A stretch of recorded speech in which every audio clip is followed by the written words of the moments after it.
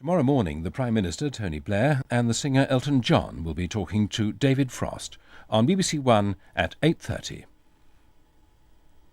The weather now on BBC One with Michael Fish. Good evening. The weather paid a fitting tribute today with those clear blue skies and that lovely sunshine.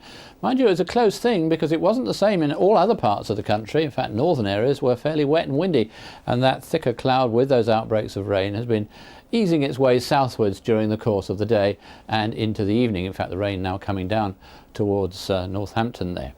So for the rest of the night, that weather front is going to continue to push the rain a little bit further southwards, right across the country, and then eventually it'll die out and then leave just a little bit of rain and drizzle here and there, with the exception, that is, of the far north of Scotland, and temperatures around about 12 or 13 degrees. Tomorrow then starts off quite cloudy, just here and there. There'll be a little bit of rain and drizzle, some heavier rain in the far north there. That's probably going to persist at least until into the afternoon, but any rain and drizzle in other parts should generally dry out. The skies will lighten, the cloud will break, and I think we'll find the sun coming through, at least in the more eastern and southern parts, perhaps not near to some of those western and northern coasts and hills.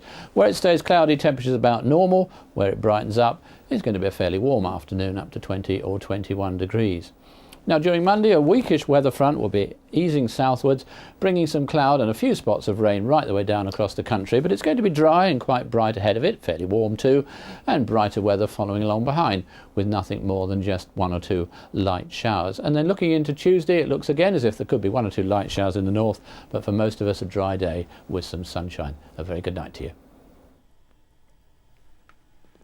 Now on BBC One, John Simpson looks back on what was a unique day for a unique person.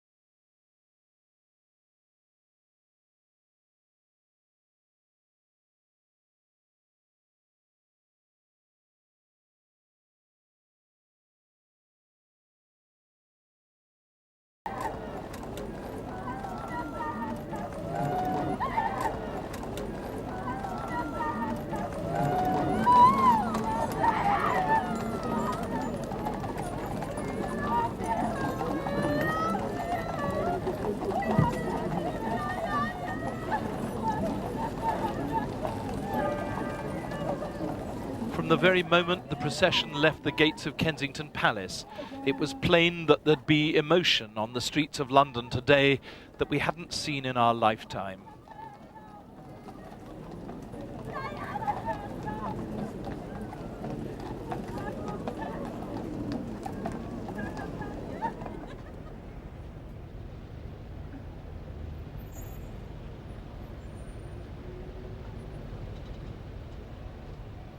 This was the people's funeral for the people's princess. It was being done in the way they'd demanded it should be.